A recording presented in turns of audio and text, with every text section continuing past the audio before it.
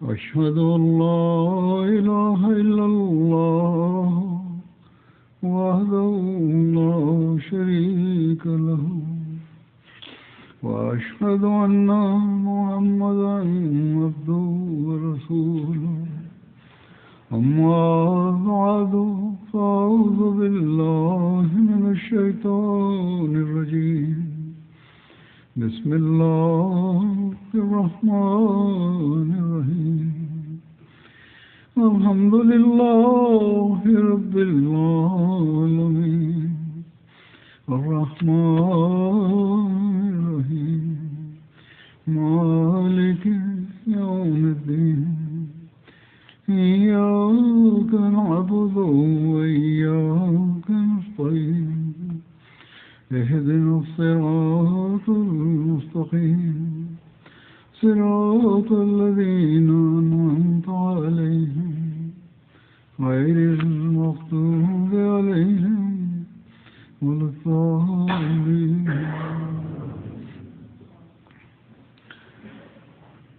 جیسا کہ گزشتہ خطبے میں غزوہ تبوک کے بارے میں مختصر ذکر ہوا تھا، اس کی کچھ مزید تفصیل آج بیان کروں گا.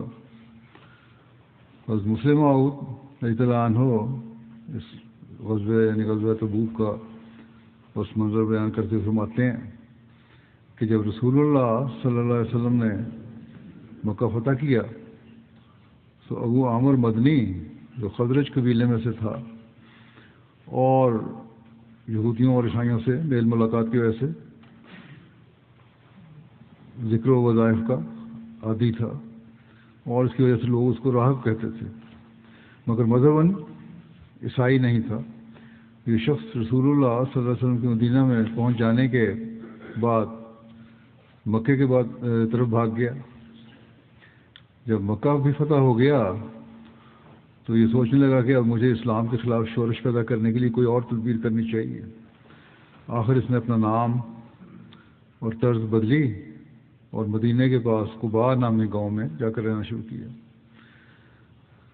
سالہ سال باہر رہنے کی وجہ سے اور کچھ شکل اور لباس میں تبدیلی کر لینے کی وجہ سے مدینے کے لوگوں نے عام طور پر اس کو نہ پہچانا.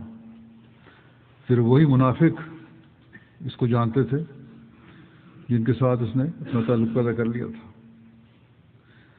اس نے مدینے کے منافقوں کے ساتھ مل کر یہ تجویز کی کہ میں شام میں جا کر عیسائی حکومت اور عرب عیسائی قبائل کو بھڑکاتا ہوں اور ان کو مدینے پر حملہ کرنے کی تحریک کرتا ہوں. ادھر تم یہ مشہور کرنا شروع کر دیو کہ شامی فوجیں مدینے پر حملہ کر رہی ہیں. جو مدینے منافق ہیں وہ یہ مشہوری شروع کر دیں. اگر میری اسکیم کامیاب ہو گئی تو پھر بھی ان دونوں کی مٹھ بھیڑ ہو جائے گی، آپس میں جنگ ہو جائے گی. اور اگر میری اسکیم کامیاب نہ ہوئی تو ان افواہوں کی وجہ سے مسلمان شاید شام پر جا کر خود حملہ کر لیں اور اس طرح کیسر کی حکومت اور ان میں لڑائی شروع ہو جائے گی اور ہمارا کام بن جائے گا. دونوں صورتوں میں ہمیں فائدہ ہے. اس فتنہ پرداز نے یہ کہا. چنانچہ یہ تحریک کر کے یہ شخص شام کی طرف گیا اور مدینے کے منافقوں نے روزانہ مدینے میں یہ خبریں مشہور کرنی شروع کر دیں کہ فلاں قافلہ ہمیں ملا تھا اور اس نے یہ بتایا تھا کہ شامی لشکر مدینے پر حملہ کرنے کی تیاری کر رہے. دوسرے دن پھر کہہ دیتے تھے کہ فلاں قافلہ کے لوگ ہمیں ملے تھے اور انہوں نے کہا تھا کہ مدینے پر شامی لشکر چڑھائی کرنے والا ہے.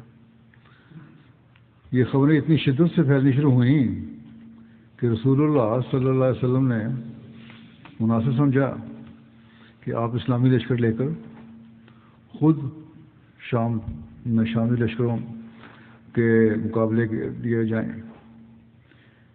یہ وقت مسلمانوں کے لیے نہایت ہی تکلیف کا وقت تھا. قحط کا سال تھا. پچھلے موسم میں غلہ اور پھل کم پیدا ہوا تھا اور اس موسم کی اجناس ابھی پیدا نہیں ہوئی تھی، فصل کبھی کٹی نہیں تھی. ستمبر کا آخری اکتوبر کا شروع تھا. جب آپ اس مہم کے لیے روانہ ہوئے، منافق تو جانتے تھے کہ یہ سب شرارت ہے، اور یہ کہ انہوں نے یہ سب چالاکی اس لیے کی ہے کہ اگر شامی لشکر حملہ آور نہ ہوا تو مسلمان خود شامیوں سے جا لڑیں اور اس طرح تباہ ہو جائیں۔ موتا کی جنگ کے حالات ان کے سامنے تھے۔ اس وقت مسلمانوں کو اتنے بڑے لشکر کا سامنا کرنا پڑا تھا کہ وہ بہت کچھ نقصان اٹھا کر وہ مشکل بچے تھے۔ اب وہ ایک دوسری موتا اپنی آنکھوں سے دیکھنا چاہتے تھے، جس میں خود رسول اللہ صلی اللہ علیہ وسلم بھی نعوذ باللہ ان کے خیال میں شہید ہو جائیں گے۔ اس لیے ایک طرف تو منافق روزانہ یہ خبریں پھیلاتے تھے کہ فلاں ذریعے سے ہمیں معلوم ہوا ہے کہ دشمن حملہ کرنے والا ہے، فلاں ذریعے سے معلوم ہوا ہے کہ شامی فوجیں آ رہی ہیں، اور دوسری طرف لوگوں کو ڈرا رہے تھے کہ اتنے بڑے لشکر کا مقابلہ آسان نہیں، تمہیں جنگ کے لیے نہیں جانا چاہیے۔ ان کارروائیوں سے ان کی غرض یہ تھی کہ مسلمان شام پر حملہ کرنے کے لیے جائیں تو صحیح، لیکن جہاں تک ہو سکے کم سے کم تعداد میں جائیں تاکہ ان کی شکست زیادہ سے زیادہ یقینی ہو جائے۔ تھوڑے ہوں گے، شکست یقینی ہو جائے گی۔ بہرحال آمدہ خبروں کے پیش نظر حضور صلی اللہ علیہ وسلم حالات و واقعات کا جائزہ لے کر اس نتیجے پر پہنچے کہ اگر آپ نے رومیوں سے مقابلہ کرنے میں تاخیر کی یا ان کو مسلمانوں کے زیر اثر علاقوں میں داخل ہونے کا موقع دیا تو اس کے نقصان زیادہ ہوں گے۔ اس لیے آپ نے تنگی اور شدت کے باوجود یہ طے کیا کہ رومیوں کو پیش قدمی کی مہلت لیے بغیر خود ان کے علاقے میں جا کر ان کے خلاف ایک فیصلہ کن جنگ لڑی جائے۔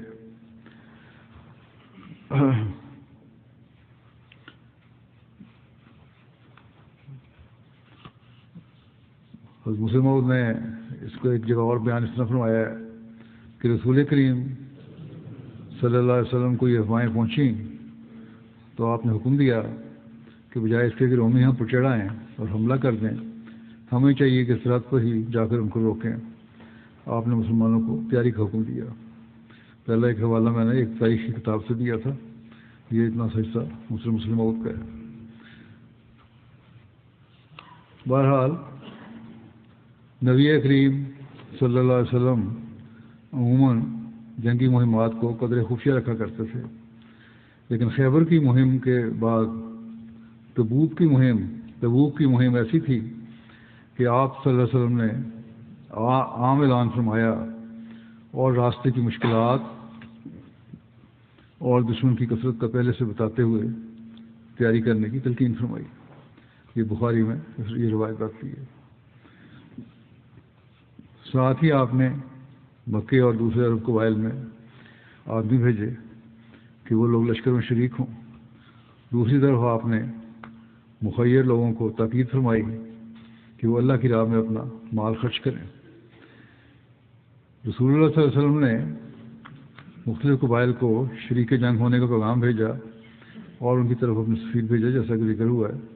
چنانچہ حضرت بریدہ بن حسیب کو قبیلہ بنو اسلم کی طرف، حضرت ابو رحم غفاری کو اپنی قوم بنو غفار کی طرف، حضرت ابو واقد لیسی کو اپنی قوم بنو لیس کی طرف، حضرت ابو جاد زمری کو ان کی قوم کی طرف بھیجا، حضرت رافع بن مقیس کو جوہینہ کی طرف بھیجا۔ اسی طرح حضرت نعیم بن مسعود کو اشجع اور بدیل بن ورقا، عمر بن سالم اور بصر بن سفیان کو بنو کعب اور بنو عمر کی طرف بھیجا، اور اسی طرح عباس بن مرداس کو بنو سلیم کی طرف روانہ کیا۔ مدینے میں اس وقت ایک سخت خوف و رعب کی فضا تھی، اور اس کی وجہ یہ تھی کہ طاقتور دشمن کس طرح کسی وقت بھی حملہ کر سکتا ہے۔ چنانچہ بخاری کی ایک روایت کے مطابق حضرت عمر بیان کرتے ہیں کہ ہم آپس میں باتیں کیا کرتے تھے کہ ایک غسانی بادشاہ نے ہمارے ساتھ جنگ کے لیے اپنے گھوڑوں کو نال بھی لگوا لیے ہیں اور جنگی تیاری کر لی ہے پوری۔ اور بخاری کی ایک روایت میں حضرت عمر کا بیان ہے کہ ہم ایک غسانی بادشاہ سے خوف زدہ تھے، ہمیں بتایا گیا کہ وہ ہم پر حملہ کرنے کی تیاری کر رہا ہے۔ اس فضا میں ہمارے سینے خوف سے بھر گئے تھے۔ بہرحال اس کے باوجود صحابہ کا تیاری اور مالی قربانی کا جو ایمان افروز مظاہرہ ہے وہ بھی دیکھنے میں آیا۔ اسی تفصیل میں لکھا ہے کہ اس خوف و ہراس کے ساتھ ساتھ مدینے کو اس وقت سخت قحط سالی کا سامنا تھا اور فصلیں اور پھل پکنے کو تھے۔ اس قحط سالی میں لوگ اپنی فصلیں سمیٹنے کی فکر اور تیاری میں تھے کہ جہاد پر نکلنے کا اعلان ہو گیا۔ پھر شدید گرمی کا موسم اور سینکڑوں میل کا سفر، زیادہ راہ کی تنگی اس کے علاوہ تھی۔ ان سب مسائل کے ہوتے ہوئے حضرت صلی اللہ علیہ وسلم کی طرف سے جب جہاد پر جانے کا اعلان ہوا تو اخلاص و وفا کے پیکر جانثار اپنی تیار فصلوں اور پکے ہوئے پھلوں کو چھوڑ کر سفر کی تیاری کرنے لگے۔ گو کہ اتنے لمبے سفر کی تیاری ان مخصوص لوگ لیکن غریب صحابہ کے لیے کوئی آسان کام نہیں تھا، اور حضرت صلی اللہ علیہ وسلم بھی مشکلات کی ان گھڑیوں سے بخوبی آگاہ تھے۔ چنانچہ آپ صلی اللہ علیہ وسلم نے مالی قربانی کی عام تحریک کرتے ہوئے عمراء کو اللہ کی راہ میں خرچ کرنے اور سواری مہیا کرنے کی تحریک کرتے ہوئے فرمایا، من جہاز جیش الاسرت فلہ الجنہ، جو شخص جیش اسرت یعنی جنگ تبوک کو ساز و سامان سے لیس کرے گا اسے جنت ملے گی۔ اس موقع پر جو شخص سب سے پہلے مال لے کر آیا وہ حضرت ابوبکر صدیق رضی اللہ عنہ تھے۔ آپ اپنے گھر کا سارا مال لے آئے جو کہ 4000 درہم تھا۔ رسول اللہ صلی اللہ علیہ وسلم نے حضرت عمر ابوبکر سے دریافت فرمایا کہ اپنے گھر والوں کے لیے بھی کچھ چھوڑا ہے کہ نہیں؟ تو انہوں نے عرض کیا کہ گھر والوں کے لیے اللہ اور اس کا رسول چھوڑ آیا ہوں۔ ایک روایت میں حضرت عمر اپنا واقعہ بیان کرتے ہیں کہ رسول اللہ صلی اللہ علیہ وسلم نے ہمیں ارشاد فرمایا کہ ہم صدقہ کریں، اور اس وقت میرے پاس مال تھا۔ میں نے کہا اگر میں ان سے سب کو دے جا سکا تو آج کے دن میں ابوبکر سے سب کو لے جاؤں گا۔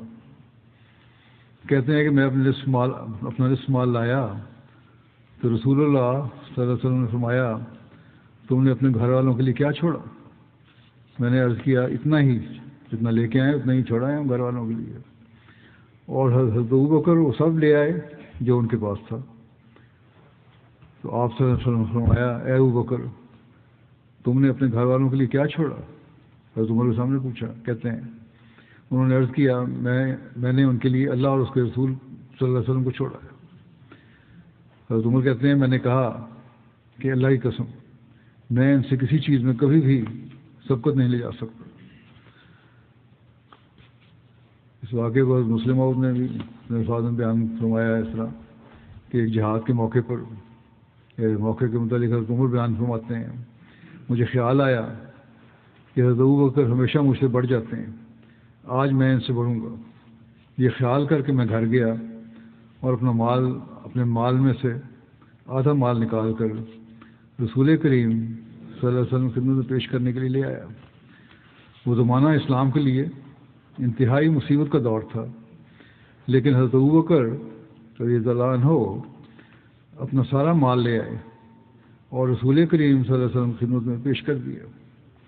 رسول کریم صلی اللہ علیہ وسلم نے پوچھا ابوبکر گھر میں کیا چھوڑ آئے ہو؟ انہوں نے عرض کیا اللہ اور اس کا رسول۔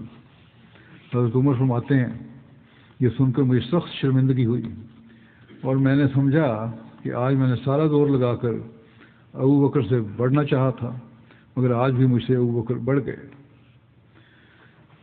حضرت عثمان کی مالی قربانی کے متعلق کی روایت میں ہے کہ حضرت عبد الرحمن بن خباب نے اس کو بیان کیا ہے کہ میں نبی کریم صلی اللہ علیہ وسلم کے پاس حاضر تھا اور آپ اسرا کے لشکر کے بارے میں تحریک فرما رہے تھے، تو حضرت عثمان بن عفان کھڑے ہوئے، عرض کیا یا رسول اللہ صلی اللہ علیہ وسلم میرے ذمہ 100 اونٹ ان کے پالانوں اور کجاووں سمیت اللہ کے راستے میں ہے۔ پھر آپ صلی اللہ علیہ وسلم نے لشکر کے بارے میں تحریک فرمائی تو حضرت عثمان بن عفان پھر دوبارہ کھڑے ہوئے، عرض کیا یا رسول اللہ صلی اللہ علیہ وسلم میرے ذمہ 200 اونٹ ان کے پالانوں اور کجاووں سمیت اللہ کے راستے میں۔ پھر آپ صلی اللہ علیہ وسلم نے لشکر کے بارے میں دوبارہ تحریک فرمائی اس بہت سننے کے باوجود تو حضرت عثمان بن عفان کھڑے ہوئے اور عرض کیا یا رسول اللہ صلی اللہ علیہ وسلم میرے ذمہ 300 اونٹ ان کے پالانوں اور پجاووں سمیت اللہ کے راہ میں راستے میں ہیں۔ میں نے رسول اللہ صلی اللہ علیہ وسلم کو دیکھا کہ آپ ممبر سے اتر رہے تھے اور آپ فرما رہے ہیں کہ ما علی عثمانہ ما عمل بعد ھذا، ما علی عثمانہ ما عمل بعد ھذا، عثمان پر کوئی گرفت نہیں جو بھی اس نے اس کے بعد کیا، عثمان پر کوئی گرفت نہیں جو بھی اس نے اس کے بعد کیا۔ ایک دوسری روایت میں ہے حضرت عبد الرحمن بن سمرہ نے بیان کیا کہ حضرت عثمان نے نبی صلی اللہ علیہ وسلم کی خدمت میں 1000 دینار پیش کیے جب انہوں نے جیش اسرا کی تیاری کروائی اور انہیں آپ کی گود میں ڈال دیا۔ حضرت عبد الرحمن نے کہا میں نے نبی صلی اللہ علیہ وسلم کو دیکھا، آپ انہیں اپنے گود میں الٹ پلٹ رہے تھے تو دیناروں کو، اور فرما رہے تھے ما ذرہ عثمانہ ما عمل بعد اليوم، کہ عثمان کو کوئی ضرر نہ پہنچے گا جو اس نے آج کے دن کے بعد کیا۔ 2 مرتبہ یہ فرمایا۔ ایک روایت کے مطابق حضرت عثمان نے اس موقع پر 10,000 دینار عطا کیے تو حضرت صلی اللہ علیہ وسلم نے حضرت عثمان کے لیے یہ دعا کی غفر اللہ لک یا عثمان ما اسررت وما علنت وما هو کائن الی یوم القیامت ما یبالی ما عمل بعدها، کہ اے عثمان اللہ تو اس سے مغفرت کا سلوک فرمائے جو تو نے مخفی طور پر کیا اور جو تو نے اعلانیہ کیا اور جو قیامت تک ہونے والا ہے، اس کے بعد وہ جو بھی عمل کرے اسے کوئی فکر نہیں ہونی چاہیے۔ ایک روایت کے مطابق آپ نے اس جنگ کی تیاری کے لیے 1000 اونٹ اور 70 گھوڑے پیش کیے۔ ایک روایت کے مطابق حضرت صلی اللہ علیہ وسلم نے اس موقع پر حضرت عثمان کے حق میں یہ دعا کی کہ اللہم مرضا ان عثمانہ فانی عنہ راض، کہ اے اللہ تو عثمان سے راضی ہو جا کیوں میں بھی اس سے راضی ہوں۔ ابن اسحاق بیان کرتے ہیں کہ حضرت عثمان نے غزوہ تبوک کے موقع پر اتنی رقم خرچ کی کہ کوئی اور صحابی اتنی رقم خرچ نہ کر سکا۔ حضرت عثمان کا ایک تجارتی قافلہ ملک شام سے بہت سا نفع لے کر واپس آیا تو انہوں نے 1/3 فوج کے جملہ اخراجات اپنے ذمہ لے لیے۔ 1/3 فوج کا انہوں نے کہا میں خرچ برداشت کروں گا۔ آپ نے 10,000 سے زائد فوج کے لیے سامان مہیا کیا اور اس چیز کا اہتمام کیا کہ ہر فوجی کے لیے ایک تسمہ بھی آپ کے روپے میں سے خرچ ہو، یعنی کہ چھوٹی سے چھوٹی چیز بھی۔ اس پر ان کے 10,000 دینار خرچ ہوئے جو اونٹوں اور گھوڑوں کے علاوہ تھے۔ اس کے علاوہ 1000 اونٹ، 100 گھوڑے اور دیگر سامان کے ساتھ ساتھ 1000 دینار بھی آپ صلی اللہ علیہ وسلم کی خدمت میں پیش کیے۔ یہ 1000 دینار ان 10,000 دینار سے الگ تھے جو انہوں نے 10,000 فوجیوں کی تیاری پر خرچ کیا تھا۔ اس موقع پر حضرت عبد الرحمن بن عوف نے 100 اوقیہ چاندی پیش کی، بعض روایت کے مطابق 200 اوقیہ اور چاندی پیش کی۔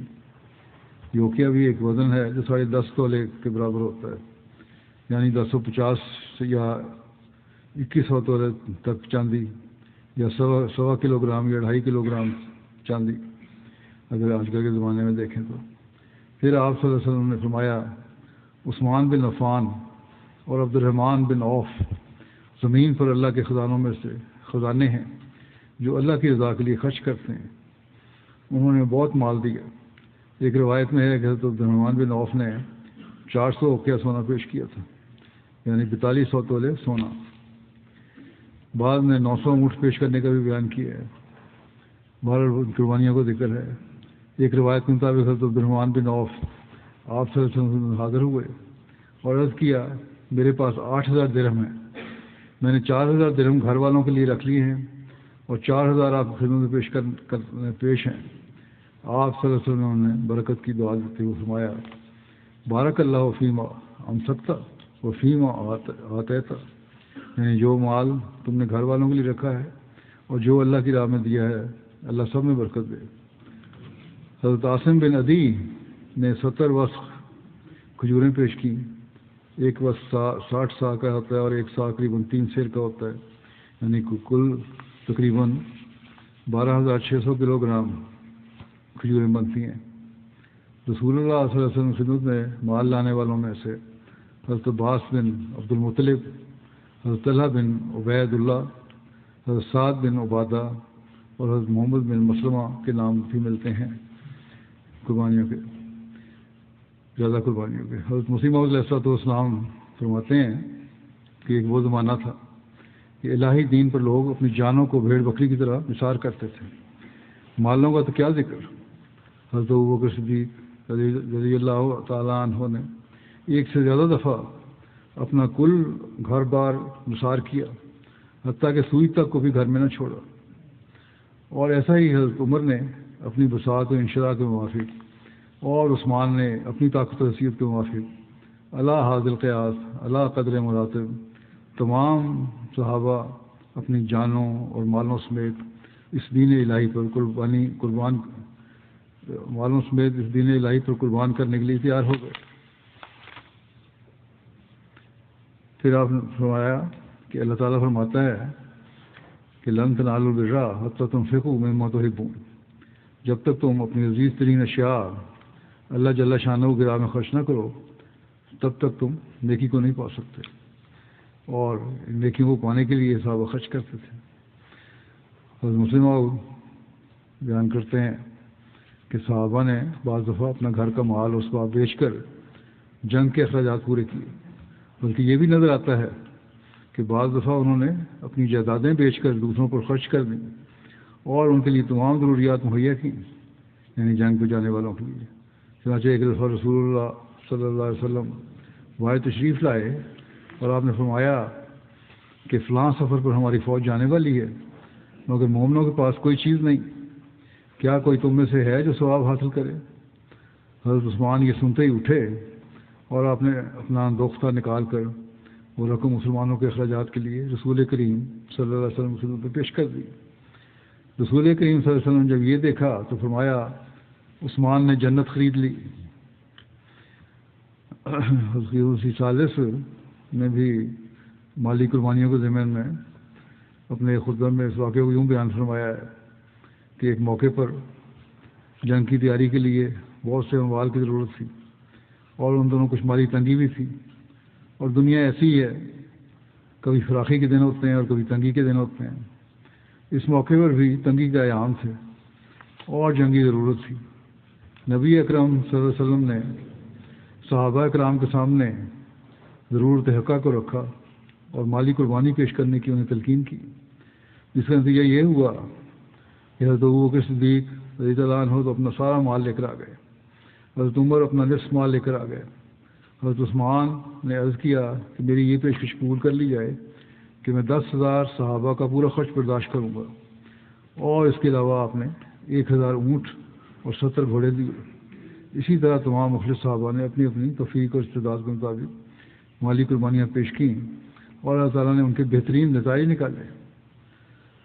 اللہ تعالیٰ کا بڑا فضل ہے کہ جب جماعت احمدیہ کے افراد اس بات کو سمجھتے ہیں کہ مالی قربانیوں کی کیا اہمیت ہے۔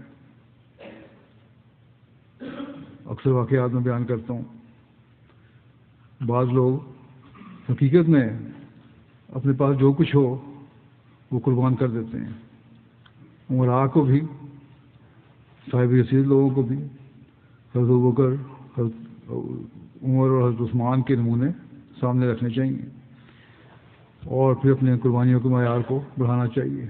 غریب اور اوسط درجے کے تو باقی قربانیاں کر رہے ہوتے ہیں۔ اللہ تعالیٰ کے فضل سے بہت سے عمراء ایسے ہیں جو اعلیٰ معیار کی قربانی کرنے والے ہیں، جو کمزور ہیں انہیں بھی دین کی اشاعت کے لیے آگے آنا چاہیے۔ اس زمانے میں ان کو بھی یہ موقع ہے کہ قربانیاں کریں۔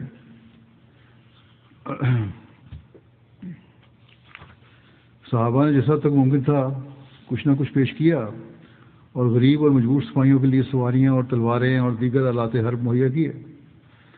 بعض غریب صحابہ یا صحابیات جب ایک ایک دو دو مد غلہ پیش کرتے تو ان کے دل بھر جاتے کہ کاش ان کے پاس زیادہ ہوتا تو اسے بھی پیش کر دیتے، مگر منافق ان پر ہنستے اور کہتے کہ یہ لوگ ان مٹھی بھر دانوں سے کیسر کو شکست دے دیں گے۔ مد چھوٹا سی ایک پیمانہ ہے، مٹھی بھر، مٹھیوں کے برابر۔ منافقین کے اس طنز کے بارے میں اللہ تعالیٰ فرماتا ہے کہ الذین یلمزون المطوعین من المؤمنین فی الصدقات والذین لا یجدون الا جہدہم فیسخرون منہم سخر اللہ منہم ولہم عذاب علیم. وہ لوگ جو مومنوں میں سے دلی شوق سے نیکی کرنے والوں پر صدقات کے بارے میں تہمت لگاتے ہیں، اور ان لوگوں پر بھی جو اپنی محنت کے سوا اپنے پاس کچھ نہیں پاتے، بس وہ ان سے تمسخر کرتے ہیں، اللہ ان کے تمسخر کا جواب دے گا اور ان کے لیے دردناک عذاب مقدر ہے.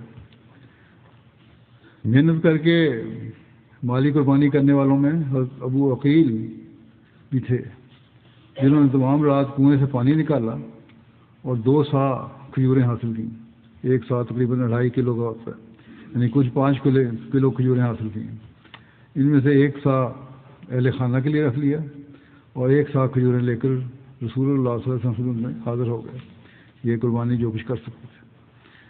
اور مسلم عورت نے اس جگہ بیان فرمایا ہے کہ رسول کریم صلی اللہ علیہ وسلم نے ایک دفعہ چندہ کی تحریک کی تو ایک صحابی نے جا کر کچھ مزدوری کی، شاید کسی کے کنویں پر جا کر پانی نکالا، اور اس کے بعد انہیں 8 سیر یا 3 پاؤ غلہ ملا جو اس نے لا کر چندے میں ڈال دیا. اس وقت ہزاروں روپیہ کی ضرورت تھی. منافق ہنستے تھے اور کہتے تھے کہ یہ لڑائی کی تیاریاں ہو رہی ہیں. یہ جنگ تبوک کا واقعہ ہے جو رومیوں سے درپیش تھا، اور رومن حکومت اس وقت ایسی ہی تھی جیسی آج انگریزی حکومت ہے. جب بیان فرمایا اس وقت انگریزوں کا بھی دنیا پہ راج تھا، اور اتنی بڑی حکومت سے لڑائی کے لیے اس صحابی نے چند مٹھی جو لا کر دیے. منافق اس پر ہنستے تھے، لیکن رسول کریم صلی اللہ علیہ وسلم کو جب اس کا علم ہوا تو آپ نے فرمایا کہ ان کو کیا علم ہے کہ خدا کی نظر میں اس جو کی کیا قیمت ہے. یعنی جو تھے، یہی جو تھے جن سے مسلمانوں کو فتح حاصل ہوئی اور رومیوں کو شکست ہو گئی. اور نہ صرف رومیوں کو بلکہ ایرانیوں کو بھی جن کی حکومت بھی رومی حکومت کے مقابل کی تھی، مسلمانوں نے شکست دی. ایک صحابی کا ایک عجیب واقعہ بھی کا ذکر ہے، جیسا کہ بیان ہوا ہے کہ اس جنگ میں تیاری کے لیے مخلص صحابہ کسی نہ کسی رنگ میں سفر کی تیاری اور مالی قربانی کی اس تحریک میں شامل ہونے کے لیے اپنی سی کوششوں میں مصروف تھے. مالدار صحابہ نہ مال دولت پیش کر رہے تھے، غریب و نادار صحابہ محنت مزدوری کر کے جو بھی معمولی سی اجرت ملتی تھی وہی پیش کر رہے تھے. ان حالات میں ایک صحابی حضرت عروہ بن زید کا ذکر ملتا ہے کہ انہوں نے اللہ تعالیٰ کی رضا حاصل کرنے کے لیے ایک ایسا معصومانہ انداز اپنایا جو دوسروں سب لوگوں سے مختلف اور انوکھا تھا. وہ بھی نادار اور مخلص تھے، پیش کرنے کو پاس کچھ بھی نہیں تھا، اور نہ ہی اتنی طاقت تھی کہ وہ جہاد میں شریک ہو سکتے. چنانچہ ایک رات نماز کے لیے کھڑے ہوئے اور گریہ ازاری کرتے ہوئے عرض کی کہ اے اللہ، تو نے جہاد کرنے کا حکم دیا ہے اور اس کی ترغیب دی ہے، لیکن میرے پاس کچھ بھی نہیں، اور تیرے رسول صلی اللہ علیہ وسلم کے پاس بھی اتنا سادہ سامان نہیں کہ جو وہ مجھے عطا کر سکیں اور میں جا کے لڑوں، اور تیرے نبی نے مالی قربانی کی تحریک فرمائی ہے، میں اس میں شامل بھی نہیں ہو سکتا. البتہ میں اپنی جان، مال اور عزت پر ہونے والے ہر ظلم و زیادتی کو معاف کر کے وہی مسلمانوں پر صدقہ کرتا ہوں. جب صبح ہوئی تو یہ دیگر صحابہ کے ساتھ نبی کریم صلی اللہ علیہ وسلم خدمت میں حاضر ہوئے. آپ صلی اللہ علیہ وسلم نے بیان فرمایا کہ آج رات اپنی عزت کا صدقہ کرنے والا کہاں ہے؟ کوئی کھڑا نہیں ہوا. آپ نے پھر فرمایا لیکن کوئی کھڑا نہیں ہوا. بالآخر علبا کھڑے ہوئے اور آپ کو ساری بات بتائی. آپ صلی اللہ علیہ وسلم نے فرمایا ابشر فوالذی نفسی بیدہ لقد کتبت فی الزکوٰۃ المتقبلہ، خوش ہو جاؤ، مجھے اس ذات کی قسم ہے جس کے ہاتھ میں میری جان ہے، تم ان لوگوں میں لکھ دیے گئے ہو جن کا صدقہ قبول کیا گیا ہے. کیا خوبصورت اور انوکھا اخلاص اور قربانی کا جذبہ ہے. اور اللہ تعالیٰ جو دلوں کا حال جانتا ہے اور اس کو سب حالات کا علم ہے، اس نے بھی ان کا یہ جذبہ قبول کیا اور اس کی اطلاع بھی رسول اللہ صلی اللہ علیہ وسلم کو دی. عورتیں بھی اس موقع پر پیچھے نہیں رہیں، انہوں نے اس جنگ کی تیاری کے لیے اپنے زیورات پیش کر دیے۔ چنانچہ حضرت ام سنان اسلمیہ بیان کرتی ہیں، میں نے حضرت عائشہ کے گھر میں رسول اللہ صلی اللہ علیہ وسلم کے سامنے ایک کپڑا بچھا ہوا دیکھا جس میں خوشبو، بازو بند، کنگن، کانٹے، انگوٹھیاں اور پازیبیں بھی تھیں۔ یہ سب عورتوں نے مسلمانوں کے جہاد کی تیاری کے لیے دی تھی۔ بہرحال ایک طرف تو مخلصین اور مومنین کا حال یہ تھا، اور دوسری طرف اس موقع پر منافقین نے بھی اپنا پورا دور لگایا تھا، اور ایک پہلو سے منافقین کی طرف سے یہ آخری چال اور سازش تھی، اور منافقین کو اپنی کامیابی پر پورا یقین تھا۔ وہ اس یقین پر قائم تھے کہ مسلمان شام کی طرف اس لمبے سفر پر روانہ ہو کر ہی رہیں گے، اور وہ اس شیطانی یقین پر بھی قائم تھے کہ نعوذ باللہ حضرت صلی اللہ علیہ وسلم مدینہ نہیں آ سکیں گے۔ اس لیے اب ان کی پوری کوشش تھی کہ مسلمان کم سے کم آپ صلی اللہ علیہ وسلم کے ساتھ نکلیں، اور ان کی سوچ کے مطابق مسلمانوں کی تعداد جتنی کم ہو جائے گی لشکر میں، اتنا ہی چھوٹا لشکر ہوگا، اور اس لشکر کی شکست اور موت یقینی ہوگی۔ اس لیے انہوں نے موجودہ حالات کی تنگی اور سفر کی تکلیفوں اور مشکلات کو بڑھا چڑھا کر پیش کرنا شروع کر دیا۔ وہ مسلمانوں کو خوفزدہ کرنے لگے، مختلف بہانوں سے انہیں ورگلاتے رہے کہ وہ شامل نہ ہوں، جیسے یہ کہ اتنی شدید گرمی ہے، سفر بہت لمبا ہے، ذرائع سفر بہت محدود ہیں، مدینہ کی آبادی کا اکثریت حصہ چونکہ زراعت پیشہ تھا، ان کی فصلیں تیار تھیں، اور یہ فصلیں قحط کے زمانے میں تیار ہو رہی تھیں۔ پھر وہ مدینے میں جگہ جگہ مسلمانوں سے یہ باتیں کرتے کہ تم لوگوں کو پتہ نہیں کہ اب جس فوج سے سامنا ہوگا وہ کتنی سخت اور جنگجو ہے، ان کے ساتھ جنگ کوئی آسان کام نہیں ہے، ہم تو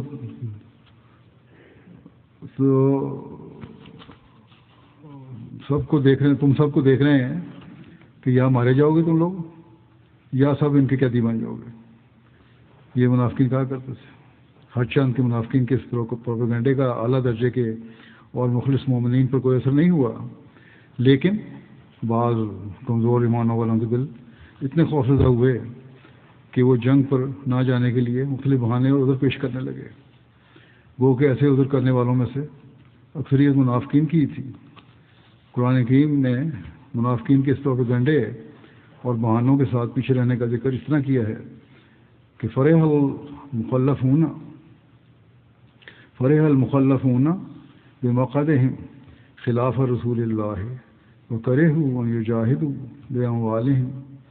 باموالہم وانفسہم فی سبیل اللہ وقالوا لا تنفروا فی الحر قل نار جہنم اشد حرا لو کانوا یفقہون فلیضحکوا قلیلا ولیبکوا کثیرا جزاء بما کانوا یکسبون۔ جہاد سے پیچھے چھوڑے ہوئے منافق اللہ کے رسول کے حکم کے خلاف چل کر اپنی جگہ بیٹھ رہنے پر بہت خوش ہیں، اور انہوں نے اپنی جانوں اور اپنے مالوں کے ساتھ جہاد کرنے کو برا سمجھا، اور ایک دوسرے سے کہا تھا کہ ایسی شدید گرمی میں جنگ کے لیے اکٹھے ہو کر مت نکلو۔ تو ان سے کہہ دے کہ جہنم کی آگ اس گرمی سے زیادہ سخت ہے۔ کاش کہ وہ سمجھتے، بس چاہیے کہ اپنی اس فریب دہی پر وہ تھوڑا ہنسیں اور اپنے عمل کی جزا پر زیادہ روئیں۔ روایات کے مطابق یہ لوگ حضرت صلی اللہ علیہ وسلم کی خدمت میں حاضر ہوتے اور کوئی نہ کوئی عذر پیش کرتے، جہاد پر نہ جانے کے لیے اس کی اجازت طلب کرتے کہ ہم جہاد پہ نہ جائیں۔ آپ صلی اللہ علیہ وسلم ان کو اجازت دے دیتے تھے۔ 80 سے زائد ایسے تھے کہ جنہوں نے مختلف ہیلوں بہانوں سے جہاد پر نہ جانے کی اجازت حاصل کی۔ یہ ان منافقین کے علاوہ تھے جو عبداللہ بن ابی وغیرہ کے ساتھ تھے۔ اللہ تعالیٰ نے منافقین کے ان تمام بہانوں کی پردہ داری کرتے ہوئے قرآن کریم میں کھول کر بتا دیا تھا کہ ان کا پیچھے رہ جانا ان کے ایمانوں کی کمزوری کی وجہ سے ہے، اور یہ اپنے بہانوں میں جھوٹے ہیں۔ اور قرآن کریم میں جب ان کے متعلق آیات نازل ہوئیں تو آئندہ کے لیے بھی ہر ایک کو تنبیہ کر دی گئی کہ جب امام کی طرف سے کوئی تحریک کی آواز بلند ہو تو کیسے لبیک کہتے ہیں، آگے بڑھنا چاہیے، اور جیسے تیسے بھی ہو اس میں شمولیت کی حت المقدور تیاری کرنی چاہیے. چنانچہ اللہ جل شانہ فرماتا ہے لو کان عرضا قریبا وسفرا قاصدا لاتبعوک ولکن بعدت علیہم الشقۃ وسیحلفون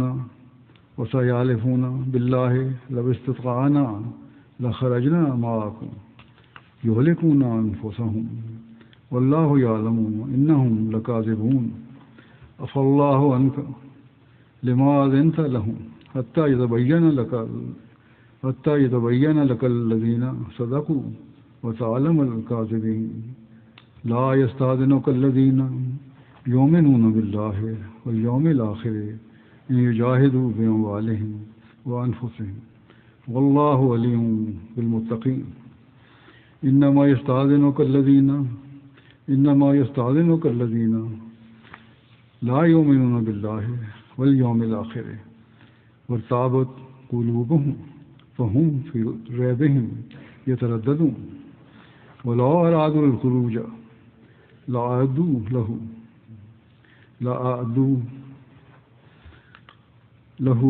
عدة ولكن کرہ اللہم بعاصہم وثبتہم وقیل اقعدوا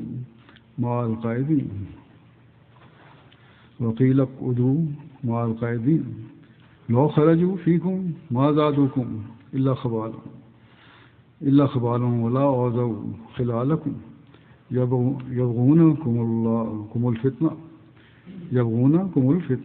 وفیکم سماعون لهم واللہ علیم بالظالمین. لقد ابتغوا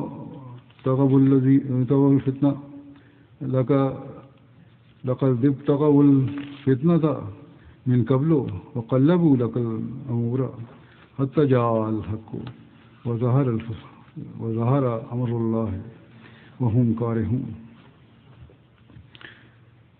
من قبل وقلبوا لك الأمور حتى جاء الحق وظهر أمر الله وهم كارهون. اگر فاصلہ نزدیک کا ہوتا اور سفر آسان ہوتا تو وہ ضرور تیرے پیچھے چلتے، لیکن مشقت اٹھانا ان سے بہت دور ہے.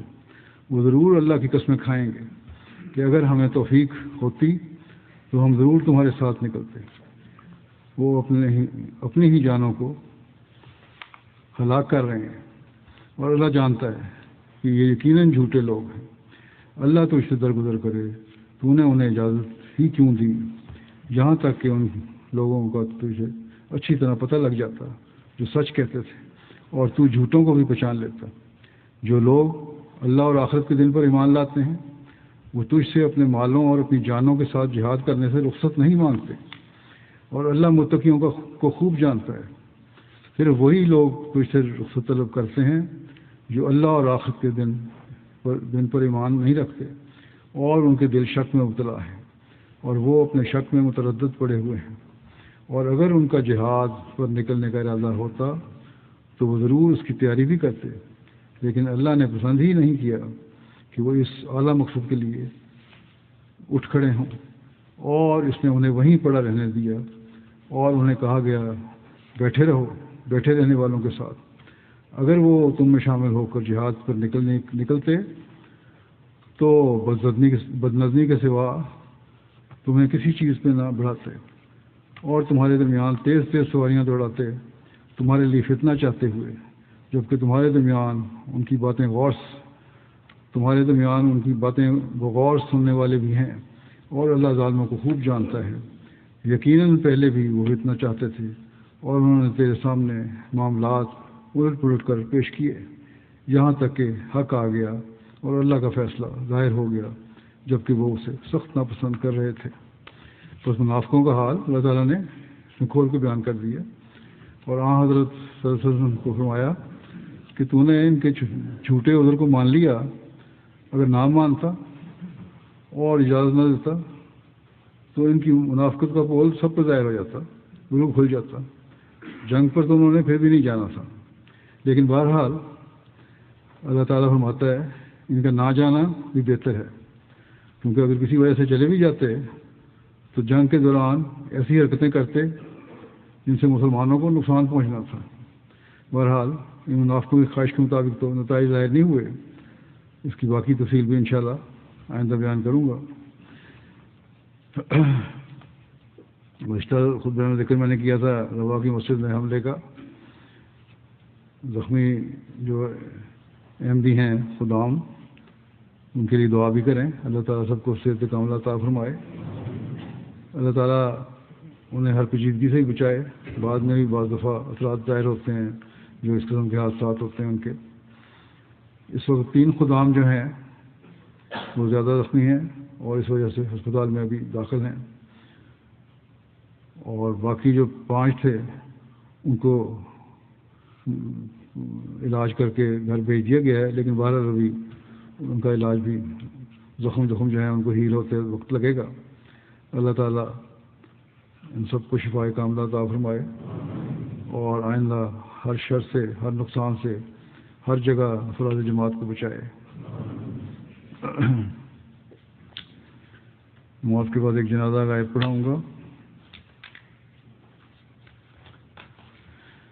مکرم شام علی نینا صاحب مارشل آئی لینڈ کے تھے۔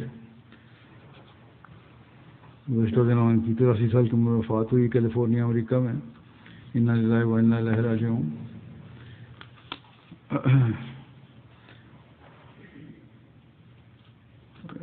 اسلام سے پہلی بار تعارف ان کا حافظ جبرائیل سعید صاحب جو ہمارے مربی سلسلہ تھے ان کی تبلیغ کے نتیجے میں ہوا 1980 کی دہائی میں، اور اس وقت اسلام میں انہوں نے قبول کر لیا، احمدیت قبول کر لی۔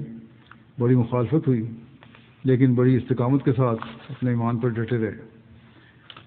ایک سینیٹر نے پارلیمنٹ میں اسلام کے غیر قانونی کو غیر قانونی اور دہشت گردی سے وابستہ مذہب قرار دیا، تو آپ نے نہایت جرأت کے ساتھ مقامی اخبار میں پیغام دیا کہ ہم احمدی مسلمان ہیں اور ہمارا دہشت گردی سے کوئی تعلق نہیں ہے۔ آپ کا یہ جرأت مندانہ بیان جماعت کی تقویت کا باعث بنا۔ اس نے تو کوشش کی تھی کہ قانون کو پاس کرائے، لیکن بہرحال آپ کی کوششوں سے نہیں ہو سکا۔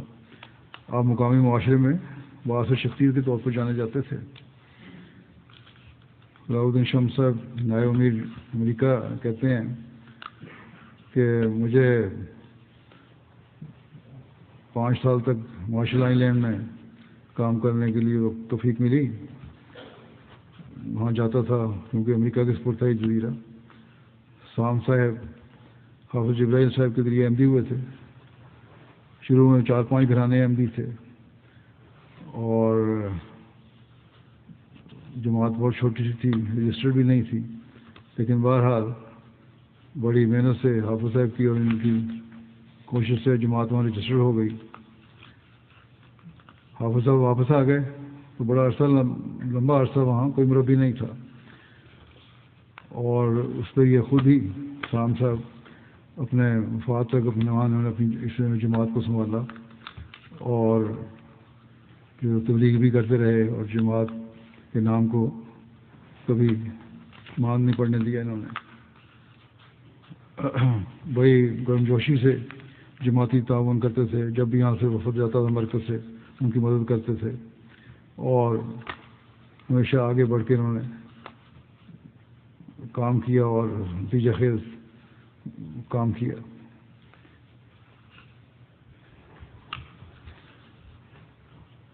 مارشل آئی لینڈ میں قائم کرنے میں اول مقام رکھتے ہیں۔ زیادہ تر نوآبائین آپ کی کوشش نتیجے میں احمدی مسلمان ہوئے تھے۔ آپ صدر جماعت بھی رہے مارشل آئی لینڈ کے۔ پھر یہ کہتے ہیں شم صاحب کے کوسرائے میں مشن قائم کرنے گیا تو وہاں بھی سام صاحب نے مدد کی۔ ان کے کچھ دوست تھے وہ شامل ہوئے، اور وہاں اللہ کے فضل سے مشن ہاؤس خریدا گیا اور بنائی گئی، عمارت بنائی گئی وہاں قریباتی میں۔ اسی طرح ان کے ذریعے سے مشن قائم کرنے میں مدد ہوئی۔ پھر ایک اور جگہ بھی ان کے ذریعے سے مشن قائم کرنے میں مدد ہوئی۔ کہتے ہیں میں نے سام صاحب سے پوچھا کہ آپ کی کیا وجہ ہے کہ آپ کی کون سی نیکی ہے آپ کی، اسی وجہ سے آپ کو 3 جزیروں میں جماعت کے قیام اور مرکزی کردار ادا کرنے میں توفیق ملی ہے. تو انہوں نے بڑی عاجزی سے کہا کہ سب اللہ تعالیٰ کا احسان ہے، میرا تو کوئی کمال نہیں ہے. قاسم چودھری صاحب مربی سلسلہ مارشل آئی لینڈ کہتے ہیں رکاوٹوں کے باوجود اپنے ایمان پر قائم رہے، اپنی اہلیہ کے ساتھ مل کر قربانیاں کیں، اور ان کی اہلیہ کی قربانی سے ایک زمین وقف ہوئی. انہوں نے اپنی اہلیہ نے اپنی قطع زمین دیا جس پر آج جزائر مارشل آئی لینڈ میں پہلی مسجد بھی قائم ہے. ان کا اپنے الفاظ میں قبول اسلام کا واقعہ اس طرح ہے. کہتے ہیں کہ 1987 میں اور میری بیوی نیری لانگ آئی لینڈ، بیوی نیری نام ہے اس کا، لانگ آئی لینڈ کے ایک ہوٹل میں مقیم تھے. ایک صبح ہم نے اپنے کمرے سے کہتے ہیں اپنے کمرے سے باہر نکلا تو ایک لمبے افریقی شخص کو دیکھا. میں نے سلام کیا، انہوں نے سلام کیا اور تعارف ہوا تو پتہ لگا وہ حافظ جبرائیل سعید صاحب ہیں، پہلے مبلغ تھے مائکرونیشیا کے. بہرحال ملاقاتیں ہوتی رہیں، تعلقات بڑھتے رہے. انہوں نے اسلام کی تبلیغ کی انہیں اور بائبل کی آیات دکھائیں جبرائیل صاحب نے، اور یہ بتایا کہ حضرت عیسیٰ علیہ السلام کے بعد ایک نبی کے آنے کی بشارت دی گئی ہے بائبل میں. اور مجھے تعجب ہوا کہ یہ صرف ایک آیت نہیں بلکہ کئی آیتیں ہیں، حتیٰ کہ عہد نامہ جدید میں حضرت عیسیٰ علیہ السلام خود فرماتے ہیں مجھے جانا ہے اور وہ کسی کو میرے بعد بھیجے گا، جون 16:7 میں. یہ وہ عقائد سے کہتے ہیں جو میں نے پہلے کبھی نہیں سنے تھے، اور حافظ صاحب نے مجھے نہایت وضاحت سے بتایا، ہر بات بائبل سے بتاتے تھے. اور آخر اللہ تعالیٰ نے مجھے ہدایت دی اور حقائق کو دیکھا، میرا دل اسلام کی طرف مائل ہو گیا اور میں نے اسلام قبول کر لیا. اب کہتے ہیں اسی دوران میں جب قبول کر لیا لوگوں کو پتہ لگا تو سرکاری افسران نے کہا کہ ہم اسلام کو کبھی مارشل آئی لینڈ میں پھیلنے نہیں دیں گے. کہتے ہیں میں نے اس پہ حافظ صاحب کو فون کیا، وہ وہاں جا چکے تھے اس وقت، تو انہوں نے کہا آپ فکر نہ کریں اللہ تعالیٰ راستے کھولے گا. اور کہتے ہیں پھر اللہ تعالیٰ نے ایسے راستے کھولے کہ ایک دن گھر بیٹھا ہوا تھا میں تو ایک شخص اٹارنی جنرل کے دفتر سے آیا اور مجھے کہنے لگا کہ اپنے رجسٹریشن آپ کی منظور ہو گئی جماعت میں، کہ آپ کی وہاں کہاں تو بڑے لوگ روکنا چاہتے تھے، کہاں اللہ تعالیٰ نے ایسا انتظام فرمایا کہ خود ہی رجسٹریشن منظوری کے سامان بھی فرما دیے اور ان کے گھر پہنچ گئی. اور کہتے ہیں میں نے فوری طور پر وہ کافی حافظ صاحب کو بھجوا دی. پھر کہتے ہیں بہرحال وقت گزرنے کے ساتھ ساتھ میں نے سمجھ لیا کہ احمدیت دیگر مسلمانوں سے ممتاز ہے اور مجھے اس سے بڑا فخر ہے. ہمیشہ میرے دل میں ایک آواز اٹھتی تھی کہ میں احمدی مسلمان ہوں اور اس پر فخر ہوتا تھا. کہتے ہیں 20 سال تک کوئی مبلغ یہاں نہیں آیا اور بڑے میں پریشان تھا. حافظ صاحب نے کہا خلیفہ وقت کو خط لکھتے رہیں تو ہو جائے گا، کوئی نہ کوئی انتظام ہو جائے گا. کہتے ہیں بہرحال 2004 میں مجھے مرکز سے ہدایت آئی کہ اجنبی ایک شخص آ رہا ہے اس کو ایئرپورٹ سے آپ لے لیں. تو انہوں نے کہتے ہیں میں وہاں گیا ایئرپورٹ پہ تو ہماری وہاں کے کچھ دیر بعد ایک صاحب مسکراتے ہوئے باہر آئے اور میرا نام پوچھا. میں نے کہا سام. انہوں نے جواب دیا میرا نام کوثر ہے، نام اللہ کوثر صاحب تھے. اور کہتے ہیں اس دن سے ہم دونوں بھائیوں کی طرح ہو گئے. ہم نے اکٹھے ہو کر کوثر اور پومپئی کا سفر کیا، ہفتہ وہاں قیام کیا، اور اس طرح جب ہم علیحدہ ہوئے تو اس طرح ہمارے تعلقات ہیں جس طرح ہم بہت ایک دوسرے کو بہت عرصے سے جانتے ہیں. یہ اسلامی بھائی چارہ تھا. کہتے ہیں اللہ کے فضل سے مسلمان ہونے کے بعد میرے دل کو سکون اور روح کو اطمینان ملا.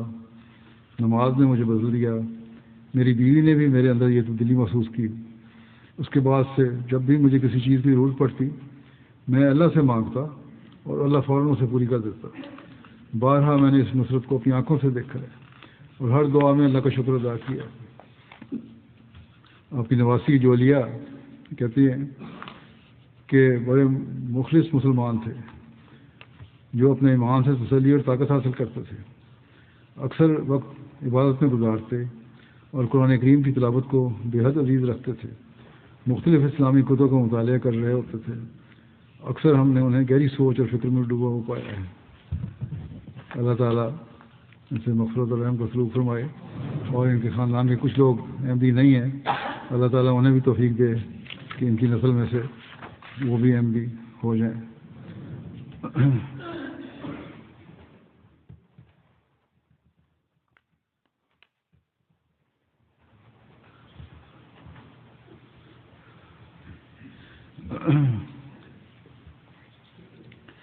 الحمد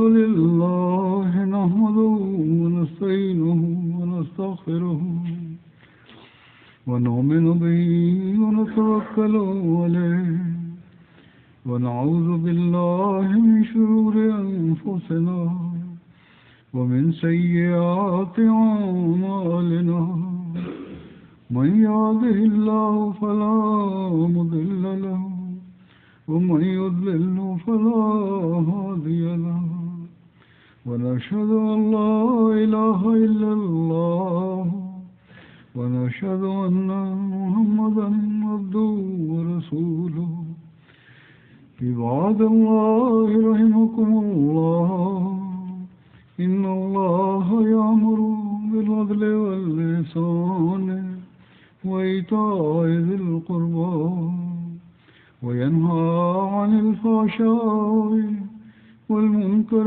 والبغي يعظكم لعلكم تذكرون اذكروا الله يذكركم وادعوه يستجب لكم ولذكر الله أكبر۔